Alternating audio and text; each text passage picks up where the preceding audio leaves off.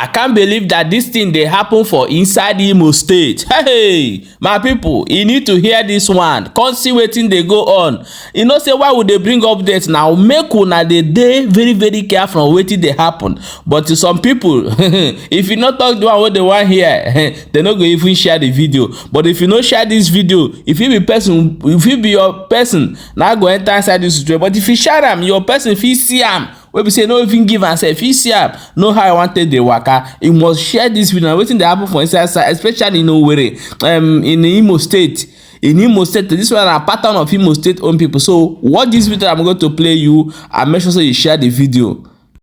Adamabiko umunnem yesterday ekwugere m okwu ndị Fulani herdsmen n'ihe ha na-eme na avụ Oforola, Obosima, Obinze, Ihe Agba, Nekede, Obonade Amakohia Ubi, Obonade Iretenorogwe. You know, but I want also to let you know one more strategy ndani eji atoronde mado, especially Ndeke Highway. Especially Ndeke Highway. Please, give bamana moto. Give bawala moto. Onwebe driver pura kushi. Asi na hand over. Also kwa uru boss ke ibara. Osi awuru keke ke ibara. Osi awuru keke boss ke ibara. Osi awuru hayase ke ibara. Osi awuru 18-seater boss ke ibara. Ihe ha na-adị na-emebere ebe ihe ala. Isi aro de chalota si na eme hand over, hand another ihe over. Ma si unu bana na moto enwe moto na-echenu. Ngwa onye ọbụla rituo bana na moto. Onye ọbụla rituo bana na moto. Abakwala. If you are coming from Onitsha to Owerri, ebe aka ọ na-adị worse. If you are coming from Onitsha to Owerri, ha akwụsị gị n'ihi ala. Ma ọ kwụsị gị na mgbidi. Driver ji isekwa na ọ gaghịzi eruzi Owerri. Driver ji isekwa ka ha ndị aga over.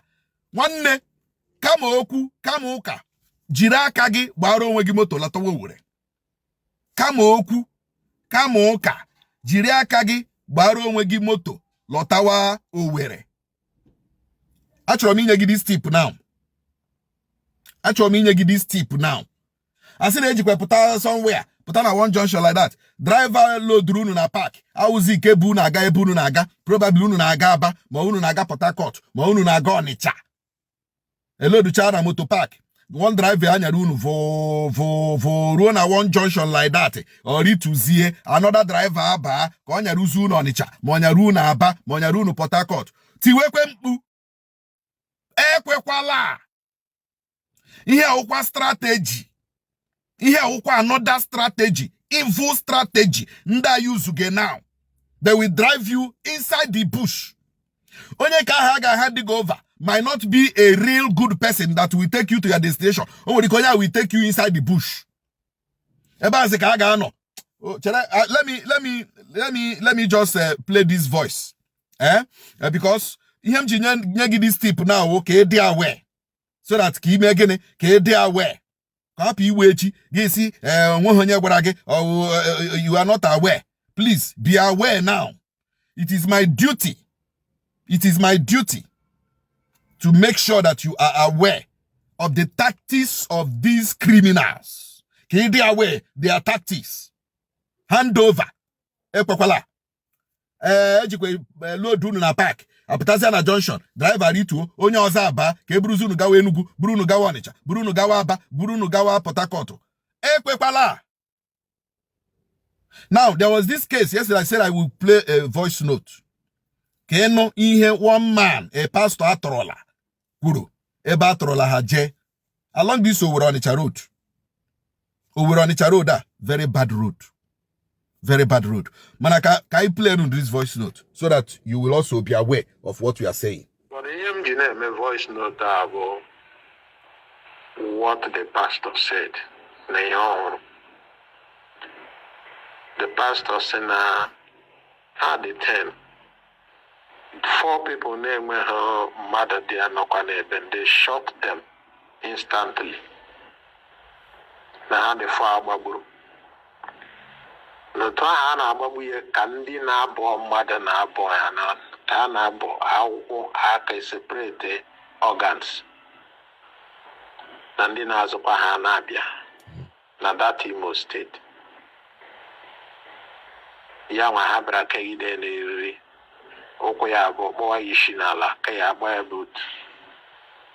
Mana the shocking thing bụ na ha si ya na ọkwa ndị Igbo si na ha na Fulani ga-emeda dia here. Na ha ga-egbugide Igbo one by one na-egbu ha until there will be no men left to challenge them, and then the full blown out war will come. Now they have come, and that this place forever belong to them. Here we had what a pastor. Then pastor, also there is a camp, existing camp. Here already had less than 300 men. Not less than 300 men.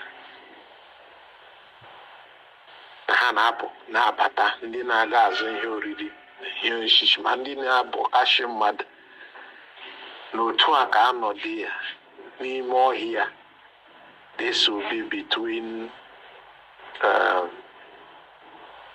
I don't know, so between that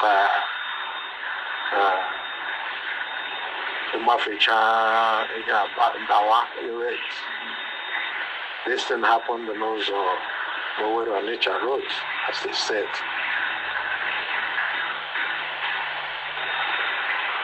I say 300, not less than 300 men. And Otu Ebu Habata, the next day, Nebu Gundi Madabata.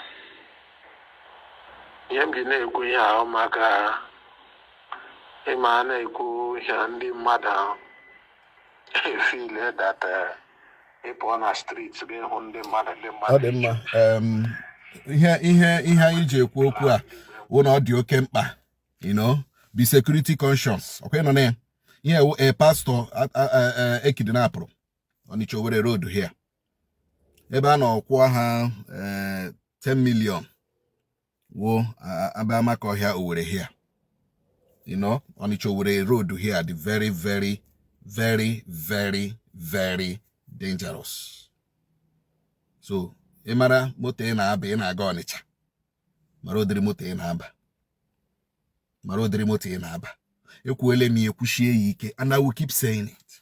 And let me tell our people, if you don't protect your land, strangers will occupy. And the strangers will not just occupy, they will occupy it after they must have buy all of you. Okay, no ihe okuru. Na ha si ọkwa ndị Igbo si na ọha na ha na ha abịago that this place belongs to them. Agwọ nọkwa n'akịrịka. Agwọ nọkwa n'akịrịka. Onye nwere ntị ya nụrụ. If you na like, make una allow them. Ha na-abata, jiri ha mewe gate man. No, kpọwa ha bịa rụwara gị ụlọ, ha bịa mebere gị kimbom. Mba ha bịa tiwere gị zinc. Kpọwa ha, no, kpọwa ha, employ them as your gate men. No, employ them now. In obodo Igbo, employ them. Ka ha nọrọzịa n'ụlọ gị.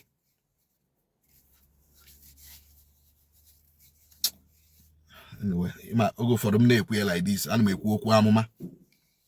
Na-ekwu ana m ekwu because ahụla m ihe gaji ime nụ. Mana ana m ekwu so that you and I can take precaution. Onye nwere ntị ya nụrụ. Welcome back, my wonderful people. Don't forget to see there for Pump Info News. Here where they bring ogbonge news as it dey happen. Please share this video. Share this video so that people go know how wetin dey go on and know how they want to do their waka. And this message also go to the governor of Imo State, Hope Uzodinma. You must end this business of kidnapping and the selling of woman parts in Imo State. You must end it. And the youth should rise up to stand against this thing that is happening. Everybody is doing, concern me, concern me, not be you. But the day where you go reach your own person, that day you feel the pain. Do you know those people where they buy for inside bush, whether na your person will carry back, say, I don't come out, or I go wait for them for decades, make him come back. They come back again because they don't buy them for inside bush. So Imo State youth, rise up and stop this nonsense that is happening in Imo State. You must stop it.